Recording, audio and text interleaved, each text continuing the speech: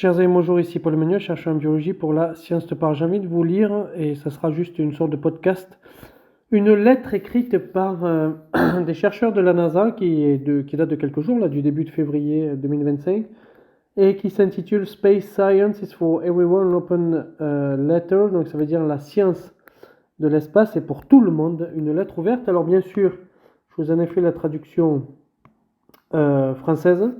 Voilà, bon, j'ai utilisé ChatGPT, hein, je ne vais pas cacher ça. Voilà, je trouve intéressant parce que je parle beaucoup de biologie sur la chaîne, de regarder aussi ce qui se passe au niveau de la NASA. Alors, à la direction de la NASA et à nos représentants élus, nous écrivons en tant que membres de la communauté scientifique spécialisée dans l'exploration spatiale, consternés par l'impact des événements récents sur la science, financés par les contribuables, les missions soutenues par la NASA et les communautés impliquées.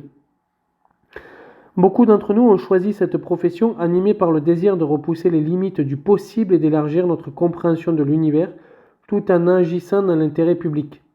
La recherche spatiale a inspiré des générations de scientifiques et d'ingénieurs tout en stimulant l'innovation aux États-Unis. Les technologies issues de la recherche spatiale ont permis des avancées dans les domaines aussi variés que la médecine et l'électronique grand public. L'exploration spatiale continue d'offrir de nombreuses façons de réfléchir à nos liens profonds avec le cosmos et entre nous.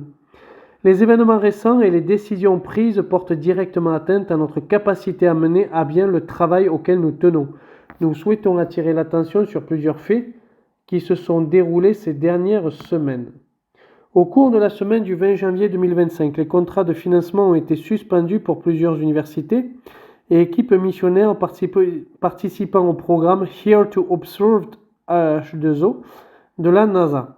Ce programme vise à associer des étudiants de premier cycle issus d'universités non élitistes, où les opportunités de participation aux missions de la NASA sont généralement rares, à des équipes de missions spatiales.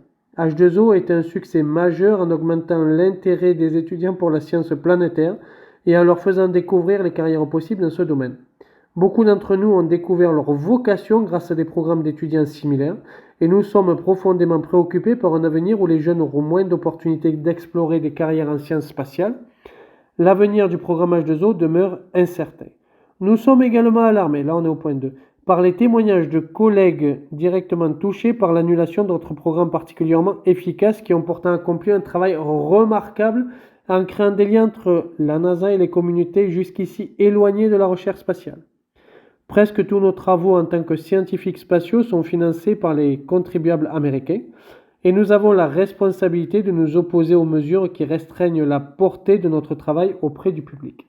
Point numéro 3. Le 31 janvier 2025, la NASA a demandé à tous ses groupes d'analyse et d'évaluation, Analysis Assessment Group ou AGS, de suspendre leur activité pendant qu'elle mène un audit de conformité aux récents décrets exécutifs. Bien que les AGS soient officiellement reconnus et reçoivent un financement limité de la NASA, ces groupes sont avant tout constitués de bénévoles scientifiques et professionnels à travers le pays. Ils jouent un rôle clé dans l'analyse des priorités scientifiques, la promotion des missions d'exploration innovantes et le renforcement des collaborations essentielles au progrès scientifique. À la suite de cette demande, tous les sites web des AGS ainsi que leurs rapports d'études, documents stratégiques et autres ressources, fruits d'un travail long et rigoureux, sont devenus indisponibles pour les chercheurs et pour le grand public. Là, alors je fais une petite parenthèse, c'est exactement ce qui se passe aussi avec l'équivalent de la NSM aux États-Unis. Et c'est complètement fou en fait, c'est complètement fou. De plus, le retrait soudain du soutien de la NASA a entraîné l'annulation ou l'indéfini report d'au moins 2 réunions des AGS, affectant directement l'échange d'idées scientifiques et la collaboration internationale, en privant le public d'un canal essentiel pour faire entendre sa voix auprès de la direction de la NASA. Depuis plus de 30 ans, ça c'est le point numéro 4, depuis plus de 30 ans, les Employee Resource Group, ERG, de la NASA jouent un rôle essentiel dans le soutien aux employés. Nous sommes consternés d'apprendre que les ERG descendent de la NASA, y compris ceux destinés à soutenir les employés LGBTQ+, les femmes et les jeunes chercheurs en début de carrière ont reçu l'ordre de cesser leurs activités. De telles décisions nuisent à la sécurité et au bien-être des employés, entraînant des environnements de travail moins productifs et moins innovants pour nous tous. Le 23 juin, là on est au point numéro 5, le 23 juillet 2020, l'administrateur de la NASA de l'époque, Jim Bridenstine, annoncer l'ajout de l'inclusion en tant que valeur fondamentale de la NASA, affirmant l'engagement de l'agence à créer une culture où tous les employés se sentent les bienvenus, respectés et impliqués. Je fais une petite parenthèse, ça ressemble un peu, ça est au film où vous avez ces trois ingénieurs noirs qui ont permis d'envoyer les Afro-Américains, qui ont permis d'envoyer fusée de l'espace, et je me souviens plus comment s'appelle ce film, avec Kevin Costner, où il y a toute une scène là où la personne est très loin un peu des toilettes, etc. Et puis, il y a ce sentiment où on ne se sent pas les bienvenus, qu'on n'est pas respecté, et que malgré le travail que l'on fournit à la NASA, ben, on n'est toujours pas bienvenu. Donc, ce qui se passait pour les Afro-Américains hier se passe aujourd'hui pour les communautés LGBTQ+. Et donc là, c'est ce dont on parle. Dans une démarche profondément régressive, la page des missions et valeurs de la NASA a récemment été modifiée pour supprimer l'inclusion en tant que valeur fondamentale. Sans inclusion, les valeurs restantes, sécurité, intégrité, travail d'équipe et excellence, sont affaiblies. La sécurité et l'intégrité sont mises en péril dans les environnements de travail hostiles, tandis que la collaboration et l'excellence technique nécessitent un cadre où chacun se sent valorisé. Je suis personnellement entièrement d'accord avec cette phrase. Moi qui suis chercheur en biologie et non pas en astronomie, mais je vois que c'est exactement la même chose. Le Decadal Survey de la US National Academies sur la science planétaire et l'astrobiologie souligne que la ressource la plus précieuse de la NASA est, ouvrez les guillemets, les personnes qui rendent possible ces missions scientifiques et d'exploration, fermez les guillemets, et met en avant l'importance de, ouvrir les guillemets, créer un environnement qui favorise des comportements inclusifs et accueillants, fermez les guillemets. Des recommandations similaires apparaissent dans d'autres rapports décennaux. Les décisions prises ces 2 dernières semaines, donc depuis la dernière semaine de janvier, au moment où ce texte est écrit, 2025, remettent en cause les progrès réalisés par des générations de travailleurs représentatifs de la diversité de la population américaine et vont à l'encontre des principes que nos disciplines scientifiques considèrent comme essentiels à leur progrès. Les récentes mesures prises à la direction de la NASA et l'exécutif ont profondément déçu tous ceux qui travaillent dans les centres de la NASA ainsi que ceux dont la recherche dépend des financements de l'agence. Ces actions vont compliquer le recrutement et la rétention des chercheurs et ingénieurs talentueux, hautement qualifiés et motivés, nécessaires au maintien du leadership américain dans l'exploration spatiale. Je fais une parenthèse ici. Il y a quelques analystes un peu du monde de la recherche qui pensent que beaucoup de chercheurs des États-Unis vont débarquer en Europe. Alors déjà qu'on a quand même du mal des fois en tant que chercheur à trouver du boulot. Ça va devenir un peu plus compliqué, mais c'est ce qui risque de se passer, c'est-à-dire d'avoir un afflux. On verra bien sûr dans les mois à venir, mais qu'on risque d'avoir un afflux de chercheurs américains directement en Europe. Je reprends la lecture. Nous sommes conscients que la recherche spatiale n'est qu'un des nombreux domaines récemment mis en péril et nous exprimons notre solidarité avec tous ceux qui ne cherchent qu'à exercer leur métier au service du peuple américain. Ouvrir la parenthèse, on va penser notamment, là pour moi qui suis chercheur en biologie, au domaine médical avec le CDC. Notre nation et nos institutions méritent une direction qui reconnaît les besoins des plus vulnérables et rejette les mesures affaiblissant la communauté scientifique.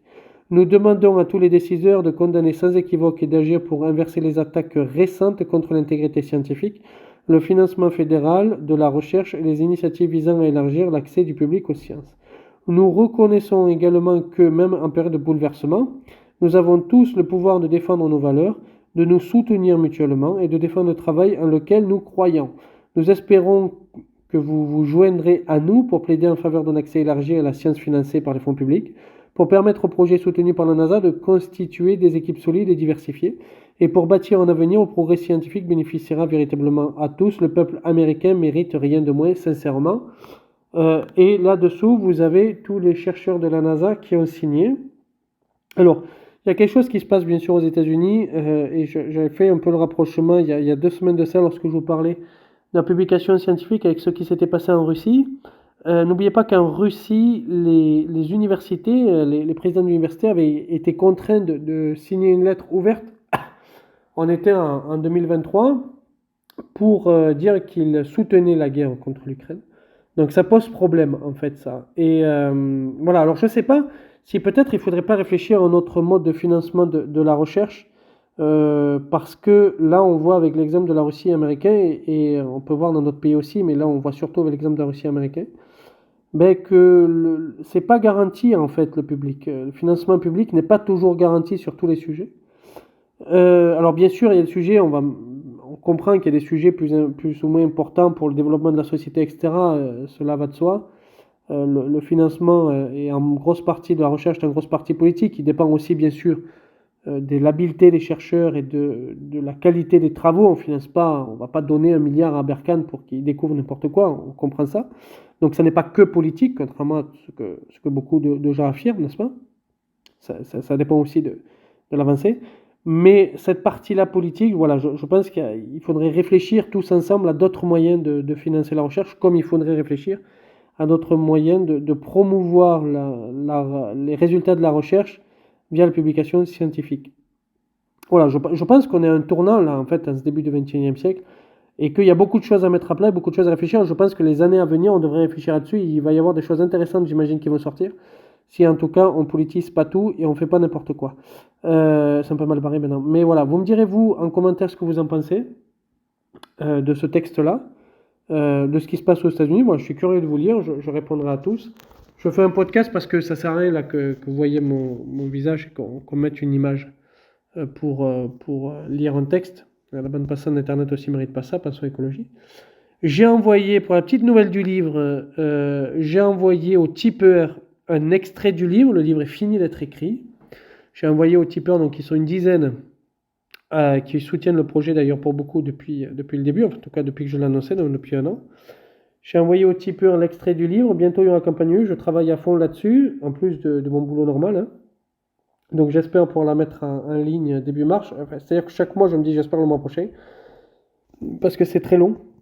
En fait, et je veux vous proposer aussi beaucoup de goodies et beaucoup de choses. J'ai prévu beaucoup de choses. Avec l'imprimeur, on travaille énormément là-dessus. Pour vous offrir des exibris, cartes postales, etc. Bien sûr, ça sera en plus des livres. Le but, c'est de financer aussi le second livre, de me rembourser sur le premier livre et de financer aussi le second livre. Sachant que je ne pourrais pas imprimer tout ce que je veux si je n'ai pas suffisamment de fonds. Voilà, donc restez en ligne pour la campagne Ulu, j'espère que ça vous plaira. N'oubliez pas que le but du projet du livre, c'est un livre peer-reviewé, donc c'est vous offrir l'excellence de la publication scientifique par des auteurs qui savent de quoi ils parlent.